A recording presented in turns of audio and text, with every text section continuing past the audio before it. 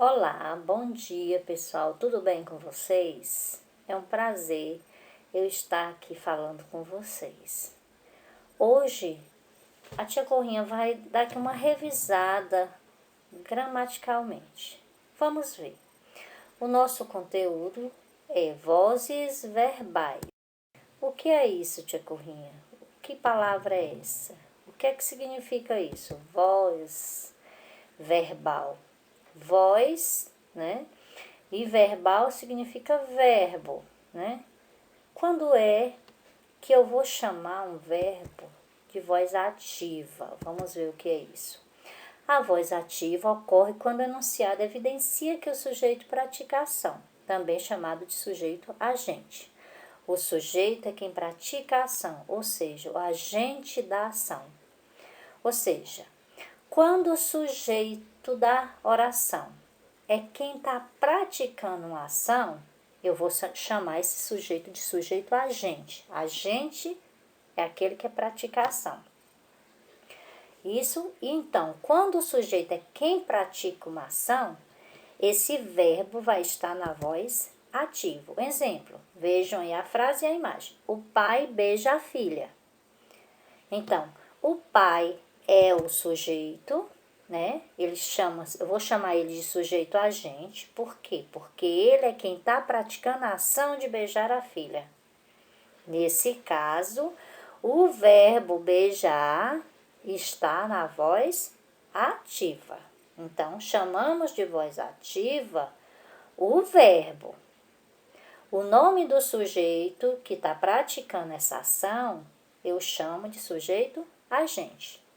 E o verbo aí, que é o que o pai está fazendo, o pai está praticando a ação de beijar a filha, então esse verbo beijar aí está na voz ativa, ok? Vamos seguir. A próxima voz chama-se voz passiva. O que é que significa a palavra passiva? Passiva vem da palavra paciente. E o que é isso? Quando nós vamos para o médico, nós que estamos sentindo alguma coisa, que estamos sofrendo com alguma dor, com alguma coisa, então nós somos pacientes. Então, quando o verbo está na voz passiva, é porque alguém está sofrendo algo, né? Vamos ver. Ao contrário da voz ativa, a voz passiva evidencia o sujeito que sofre determinada ação. Aí, nesse caso, o sujeito ele não é mais chamado de sujeito agente, ele é chamado de sujeito paciente. O sujeito é quem sofre a ação. Vamos ver. A filha foi beijada pelo pai. Então, nesse caso aqui, quem foi que foi beijada? Foi a filha. Então, a filha na frase agora, ela é o sujeito paciente da ação. Não foi a filha que beijou. A filha foi apenas beijada. Ok?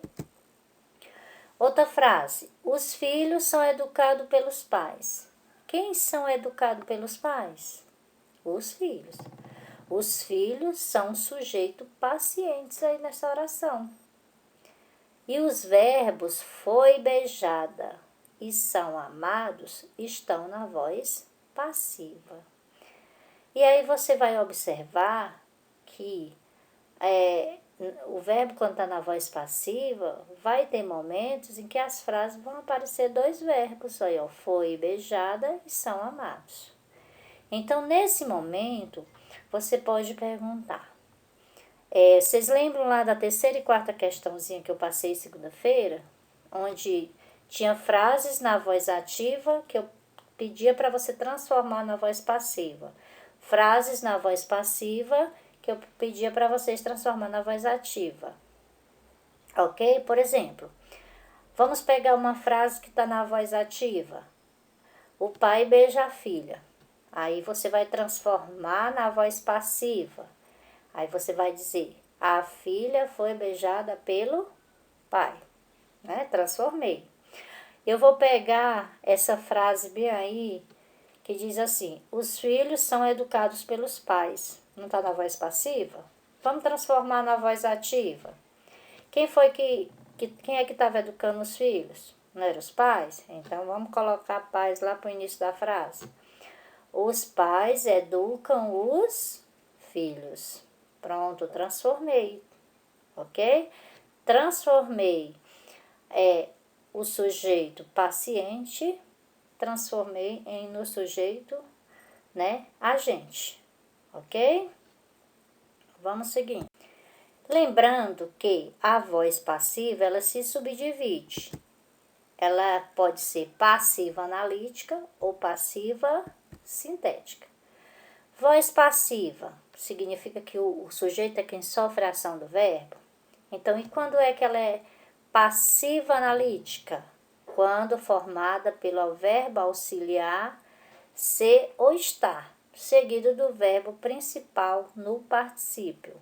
Quando eu digo assim, a filha foi beijada pelo pai. Ó, foi beijada. 2 verbos. Vamos ver. O exemplo aí. A criança era conduzida pelo pai. Então, a criança é um sujeito paciente. Ela sofre a ação de ser conduzida pelo pai.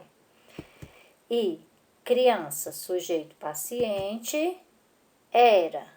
Ó, 2 verbos, era e conduzida. Era é o verbo auxiliar, que vem, era do verbo ser, e conduzida, que é o verbo principal, que sempre vai estar no particípio, ok?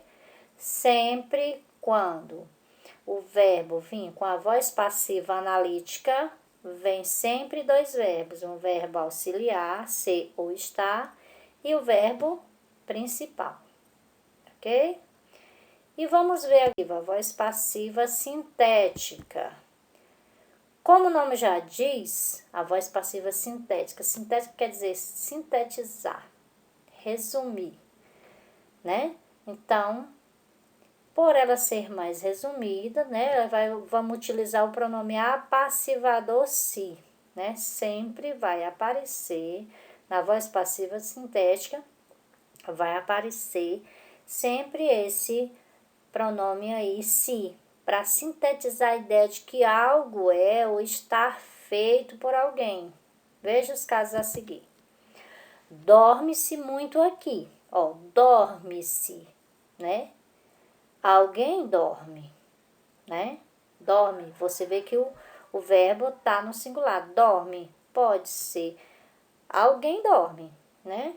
Pode ser ele ou ela. Vê-se um bicho, né? Alguém vê.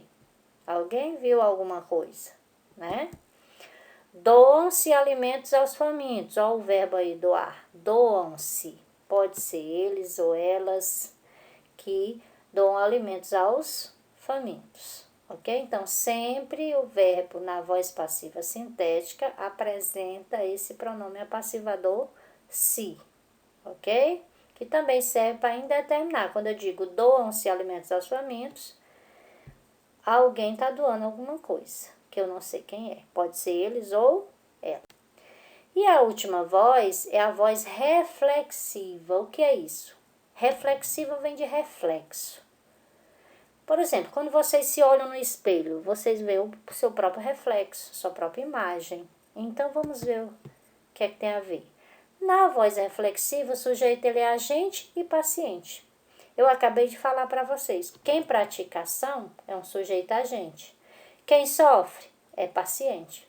Só que na voz reflexiva vão ter 2 funções. O sujeito vai ser as 2 coisas ao mesmo tempo. Ele vai praticar e ele vai sofrer o efeito da ação dele mesmo, ok? Exemplo, a menina penteou-se. Então, a menina praticou uma ação de pentear. Ela penteou a quem? Olha aí o se. Ela penteou ela mesma. Então, ela é o quê? Ela é um sujeito agente e paciente. Este verbo pentear está na voz reflexiva. A criança feriu-se na escola. Olha a imagem da criança, né? Então, ela mesmo se feriu, né? Ela mesmo praticou a ação e ela mesma sofreu. Então, essa criança aí, ela é um sujeito agente paciente e o verbo feriu, ele está na voz reflexiva. Então, a criança praticou a ação de ferir ela mesma, então ela é agente e paciente. Então, pessoal, vocês observam que não é tão difícil as vozes, a voz do verbo são 3, voz ativa, passiva e reflexiva. Lembrando que a voz passiva se subdivide em duas, analítica e sintética, né? E o verbo está na voz ativa quando o sujeito é quem pratica a ação. Quando ele sofre a ação, o verbo está na voz passiva, e quando ele pratica e sofre ao mesmo tempo, o verbo vai estar na voz reflexiva, ok? Então, eu espero que vocês tenham entendido, né? E qualquer dúvida, nós estamos aqui, viu? E aguarde a próxima aula, ok? Para vocês que estudar não é obrigação, né? É uma porta aberta para o próprio crescimento e evolução. É construir um mundo inteiro de possibilidades dentro de si. Então, eu acredito que cada um tentem crescer e evoluir. Mas para isso tem que estudar, né? Então, bons estudos e tenham um bom dia. Um beijo da tia Corrinha. Estou com saudades. Ok? Até a próxima.